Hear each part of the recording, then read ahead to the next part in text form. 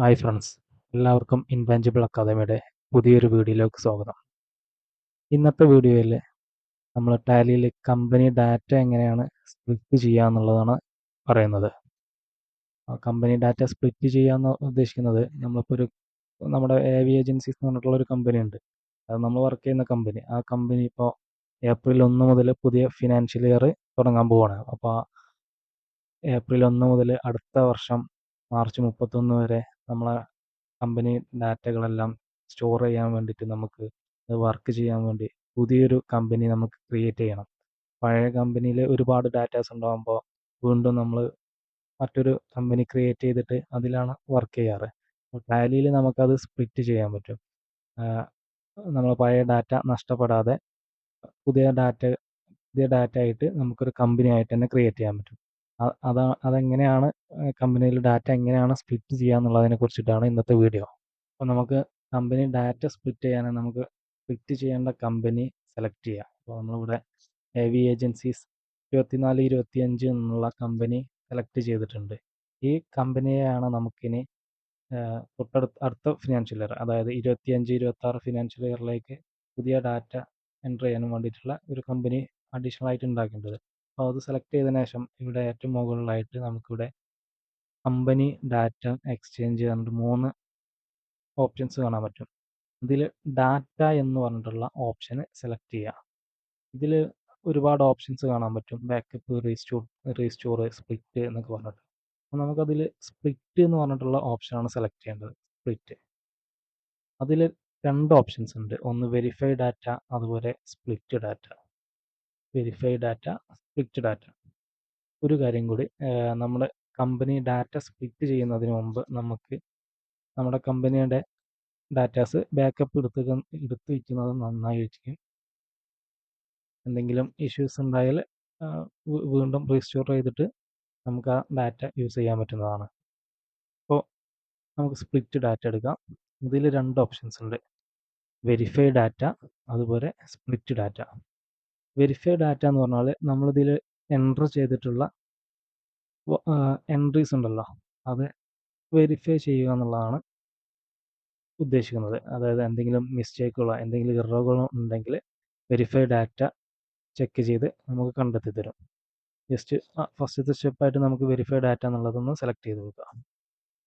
നമ്മുടെ കമ്പനി ഏത് കമ്പനിയാണോ നമ്മൾ സ്പ്ലിറ്റ് ചെയ്യാൻ പോകുന്നത്, അതായത് ഏത് കമ്പനിയാണോ വെരിഫൈ ചെയ്യാൻ പോകുന്നത്, ആ കമ്പനിയാണ് സെലക്ട് ചെയ്ത് കൊടുക്കുന്നത്. അക്സെപ്റ്റ് ചെയ്യണമെന്ന് ചോദിക്കുന്നുണ്ട്, യെസ് കൊടുക്കുക. ഓക്കെ. നമ്മുടെ കമ്പനിയിൽ അതായത് നമ്മളെ ഇട്ട എൻട്രീസ് ഒന്നും ഇറേസ് ഒന്നും ഇല്ല.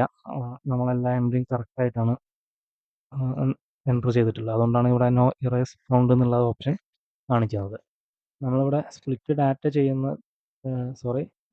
ഡാറ്റ വെരിഫൈ ചെയ്യുന്നതിന് മുമ്പ് നമ്മളെല്ലാ എൻട്രീസും എൻ്റർ ചെയ്തിട്ടുണ്ടെന്നുള്ള ഉറപ്പ് വരുത്തിയതിന് ശേഷം മാത്രം ഡാറ്റ സ്പ്ലിറ്റ് ചെയ്യും വെരിഫൈ ഡാറ്റ യൂസ് ചെയ്യാനും പാടുള്ളൂ.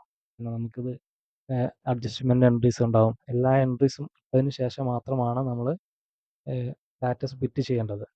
ഇനി അതിനു മുമ്പ് ചെയ്തെന്ന് കരുതി പ്രശ്നമൊന്നുമില്ല. അപ്പോൾ നമുക്കിവിടെ നമ്മളെ ഡാറ്റാസ് എല്ലാം കറക്റ്റാണ്, എൻ്റർ ചെയ്തിട്ടുള്ള ഡാറ്റാസ് എല്ലാം കറക്റ്റാണെന്ന് വന്നു, ഒരു ഇററും ഇല്ല എന്ന് പറഞ്ഞു. ഇനി എന്തെങ്കിലും ഇറേഴ്സ് കാണുകയാണെന്നുണ്ടെങ്കിൽ ആ എൻ്റർ ചെയ്ത ഡാറ്റ മാറ്റി വീണ്ടും കറക്റ്റ് എൻട്രി ഇട്ടതിന് ശേഷം വീണ്ടും വെരിഫൈ ചെയ്യണം. അതിനുശേഷം മാത്രമേ സ്പ്ലിറ്റ് ചെയ്യാൻ പാടുള്ളൂ. നമ്മൾ ഡാറ്റ നോ ഇറേസ് ഫൗണ്ട് എന്നുള്ള വന്നുകൊണ്ട് തന്നെ നമുക്ക് ഇവിടുന്ന് ബാക്ക് പോകാൻ ജസ്റ്റ് എസ്കേപ്പ് ബട്ടൺ യൂസ് ചെയ്യാം. വീണ്ടും ഡാറ്റ, സ്പ്ലിറ്റ് ഡാറ്റ, അതിൽ വെരിഫൈ ഡാറ്റ നമ്മൾ ചെയ്ത് കഴിഞ്ഞു. ദെൻ അടുത്ത സ്റ്റെപ്പായിട്ടുള്ള സ്പ്ലിറ്റ് ഡാറ്റ എൻ്റർ ചെയ്യാം. നമ്മുടെ കമ്പനി ഏത് കമ്പനിയാണ് നമുക്ക് സ്പ്ലിറ്റ് ചെയ്യേണ്ടത്, ആ കമ്പനി സെലക്ട് ചെയ്തിടുക. അതിൻ്റെ തൊട്ട് താഴെ തന്നെ സ്പ്ലിറ്റ് ഫ്രം എന്ന് പറഞ്ഞിട്ടൊരു ഓപ്ഷൻ ഉണ്ട്. അതായത് നമുക്ക് ഇന്ത്യയിൽ ഫിനാൻഷ്യൽ ഇയർ സ്റ്റാർട്ട് ചെയ്യുന്നത് ഏപ്രിൽ മുതലാണ്.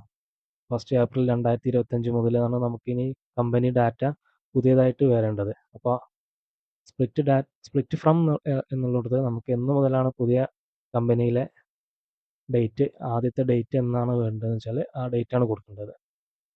നോർമലി ഫിനാൻഷ്യൽ ഇയറിൻ്റെ ബിഗിനിങ് തന്നെ, അതായത് 1 ഏപ്രിൽ 2025 എന്ന് കൊടുക്കാം. ജസ്റ്റ് എൻ്റർ ചെയ്യാം. നമുക്കിവിടെ നമുക്കിവിടെ 2 കമ്പനീസ് ക്രിയേറ്റ് ആയിട്ട് വരും. Name of first company, name of second company. First company എന്ന് പറഞ്ഞാൽ നമ്മുടെ ഓൾറെഡി ഉള്ള ഈ കമ്പനി ഉണ്ടല്ലോ, ആ കമ്പനിയുടെ ഒരു കോപ്പി, ആ കോപ്പി ക്രിയേറ്റ് ആയിട്ട് വരികയും രണ്ടാമത്തെ നെയിം ഓഫ് സെക്കൻഡ് കമ്പനി എന്നുള്ളിടത്ത് നമുക്ക് വേണ്ട പുതിയ ഡാറ്റ, അതായത് from AV agencies 2024-25 from April 25 എന്നുള്ളൂ, അത് പുതിയൊരു ഡാറ്റ ആയിട്ട് കമ്പനി ക്രിയേറ്റ് ആയിട്ട് വരികയും ചെയ്യും. ജസ്റ്റ് ഒന്ന് സെലക്ട് എൻ്റർ കൊടുക്കുക, അക്സെപ്റ്റ് ചെയ്യുന്നത് നോക്കുന്നത് എസ് ഇടുക, continue to split company data, yes. ഇത് കമ്പനി ഡാറ്റ ലോഡിങ് ആയിരിക്കും, കുറച്ച് ടൈം വേണ്ട പ്രോസസ്സാണ്. കാരണം നമ്മളെ ഡാറ്റ എത്രത്തോളം ലാസ്റ്റ് ഫിനാൻഷ്യൽ ഇയറിൽ നമ്മളെ കമ്പനിയിൽ എത്രത്തോളം ഡാറ്റ ഉണ്ടോ അതിനനുസരിച്ച് ടൈം ഒരുപാട് എടുക്കും. നമ്മുടെ ഈ ഒരു AV ഏജൻസീസ് എന്നുള്ള കമ്പനിയിൽ ഡാറ്റ സെൻറ്റർ ചെയ്തിട്ടുള്ളത് കുറവാണ്. അതുകൊണ്ട് തന്നെ അന്ന് സ്പ്ലിറ്റായി വന്നിട്ടുണ്ട്. ഒരുപാട് എൻട്രീസ് ഉള്ള കമ്പനികളൊക്കെ ആയിരിക്കുമ്പോൾ ഒരുപാട് ടൈം എടുക്കും. ഇപ്പോൾ ഇവിടെ ഞാൻ നേരത്തെ പറഞ്ഞ പോലെ തന്നെ 2 കമ്പനി ഇപ്പോൾ അഡീഷണൽ ആയിട്ട് ക്രിയേറ്റ് ആയിട്ട് വന്നിട്ടുണ്ട്. AV agencies 2024-25 from April 1 April 2024 എന്നുള്ളതും, അതുപോലെ ഫ്രം 1 ഏപ്രിൽ 2025 എന്നുള്ളതും. നമുക്ക് ഈ രണ്ടാമത്തെ കമ്പനിയാണ് നമുക്ക് വേണ്ടത്.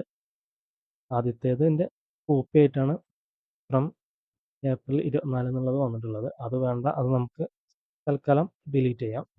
ഡിലീറ്റ് ചെയ്യാൻ കമ്പനി സെലക്ട് ചെയ്യുക, ആൾട്ടർ എന്നുള്ള ഓപ്ഷൻ സെലക്ട് ചെയ്യുക. ഏത് കമ്പനിയാണോ ഡിലീറ്റ് ചെയ്യേണ്ടത് അത് സെലക്ട് ചെയ്തിട്ട് Alt D, yes, company delete ആയിട്ടുണ്ട്. ഇത്രയേ ഉള്ളൂ കമ്പനി ഡാറ്റ സ്പ്ലിറ്റ് ചെയ്യുന്നത്.